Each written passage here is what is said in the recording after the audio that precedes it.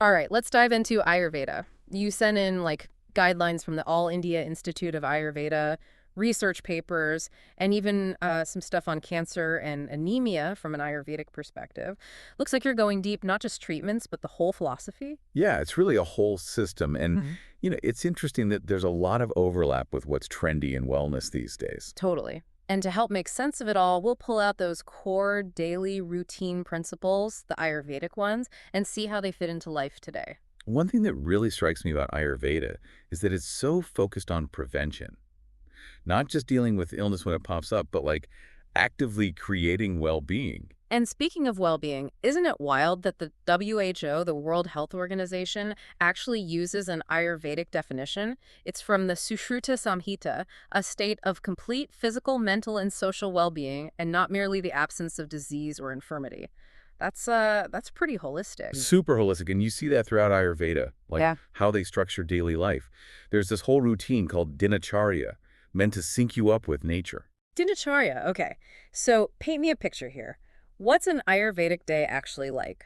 Well, you'd start by waking up during Brahma Muhurta. That's between 4:30 and 5:00 a.m. Whoa, that is early. What's so special about pre-dawn? Ayurveda says that time has a particular energy. It's still, quiet, good for connecting with yourself and nature. Interesting. So you're setting the tone right from the start. What happens next?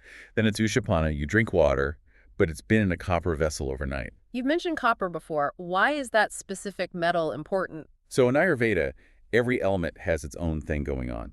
Copper is thought to balance the doshas, vata, pitta, kapha, those energies behind everything we do.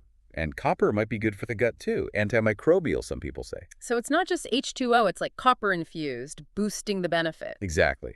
And then something you might already do, tongue scraping. Yeah, for fresh breath, right. Mm. But I bet Ayurveda has more to say about it. Oh, definitely. Fresh breath is nice, but they see it as removing toxins that built up overnight. And it helps your sense of taste. Better taste, better digestion. It's all connected. Makes sense. Okay, now something I'm sure a lot of people are into. Oil massage, abhyanga. It's not just a spa day though, right? Oh, way more than that. Mm. In Ayurveda, it's like a daily ritual, and the benefits are huge. Less stress, better sleep, your skin glows, and some even say it helps your immune system. Sounds amazing. But where does exercise fit in? Is there a fitness part to Dinacharya? There is, but the idea isn't pushing yourself super hard or getting ripped. It's about moving in a way that feels good, not overdoing it. So sustainable movement, something you enjoy and can keep up. Yeah, exactly. And that actually brings up another big Ayurvedic principle, individualization. So with Dinacharya, you're meant to adjust it based on the season, your own constitution, your age. It's not one size fits all. Makes a lot of sense. What works for one person might not work for another. It's about tuning into yourself. So we've got waking up, water, cleansing, moving the body. What about food? You sent over the stuff about food as medicine. What's that mean in Ayurveda? It's a pretty cool idea, really. Mm. Ayurveda sees food as like this powerful way to keep things balanced and prevent disease. And it's not just what you eat, but the how. Okay, break that down for me. What are the Ayurvedic eating rules? Mindful eating is huge EE, like really tasting each bite, noticing the texture, no distractions while you're eating. So put the phone away, be present with the meal. Exactly. And timing matters too. Yeah. Ideally, you eat when digestion, your agni, is strongest. Usually that's midday. Makes sense. Does mood play a role? Oh yeah, for sure. Ayurveda is big on the mind-body connection. Yeah. If you're stressed or upset while you eat, it messes with digestion. You also mentioned an Ayurvedic food plate. Is that like a visual guide to all this? It is. Imagine your plate, divide it up. Biggest section, veggies, fresh and in season. Lots of veggies, so that's pretty standard advice these days too. Right. Then there's a good chunk for grains, legumes, carbs and protein, smaller section for dairy, and even tinier for healthy fats like ghee, nuts. So easy on the ghee and sweets. That tracks with what we hear about sugar and fat nowadays. Yeah, Ayurveda is about balance. You need all the taste, but in the right amounts for you. It's amazing how much of this old wisdom lines up with modern nutrition science. And looking through the stuff you sent, there's research backing it up everywhere. Like hand washing, Ayurveda's been saying that forever, and now we know it's one of the best ways to prevent infections. Totally. And there's all this new research on gut health, how important it is to, go to the bathroom regularly. Ayurveda's been saying that's key for ages, and science is catching up. Right. And we can't forget about massage, all those benefits you talked about. Modern research is showing that massage can help with so many things, like anxiety, depression, chronic pain, insomnia even. It really validates what Ayurveda says about abhyanga, making it a daily thing. It really does. And then there's pranayama, those breathing exercises. They're getting super popular now, and studies are showing they can help with stress, sleep, even brain function. Speaking of mental well-being, your materials mention this thing called sadvrita. What's that all about? Sadvrita is basically the ethical mental stuff Ayurveda recommends for a peaceful mind. So things like nonviolence, truthfulness, not stealing, purity, and like managing negative emotions, anger, greed, jealousy, all that. So it's about inner peace, recognizing that mind and body are connected, which, we're understanding that more and more now, how your mental state affects your physical health. Exactly.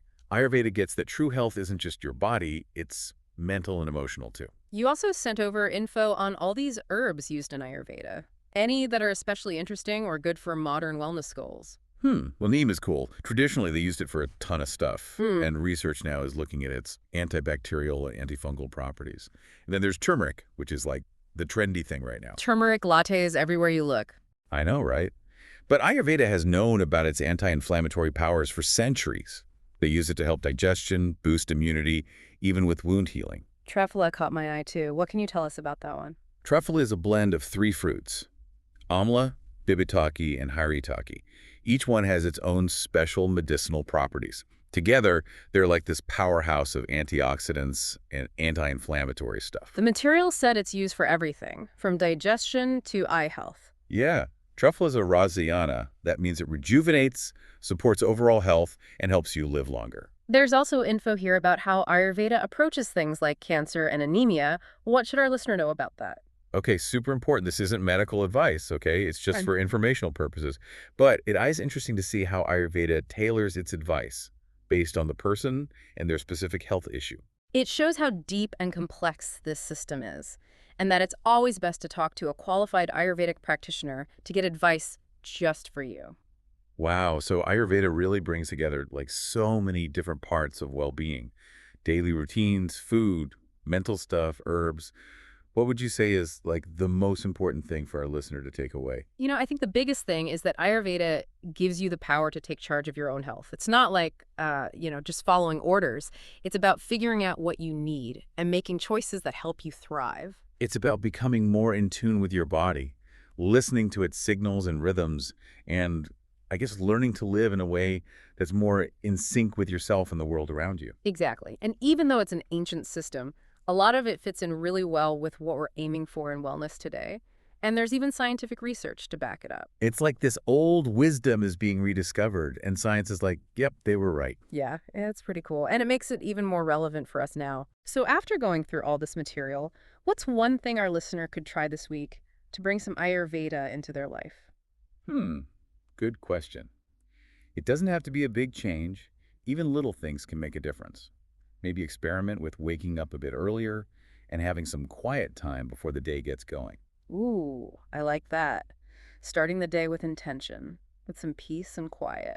Or maybe try adding a little abhyanga to their evening routine. Even just a few minutes of self-massage with some warm sesame oil, it can be really grounding. And so good for your skin, too. What about food? Any easy swaps or things to add? For sure. Putting a pinch of turmeric in meals or having some warm ginger tea at night, those are simple ways to use Ayurvedic spices. Great ideas. And if someone's interested in those herbs, where's a good place to start? I'd say triphala. It's generally considered pretty safe, and it's great for digestion, but like always, do your research and talk to someone qualified before trying new herbs. That's good advice. And remember, this deep dive is just the beginning of your Ayurveda journey. We've barely scratched the surface here. There's a whole world to discover. Hopefully this gave you a taste of how Ayurveda can improve your well-being and maybe inspired you to keep learning and trying things out. Definitely. So think about what really stood out to you from all this. What one thing, like a practice, an idea, a piece of wisdom, could you bring into your day-to-day life to feel more balanced, healthy, and alive?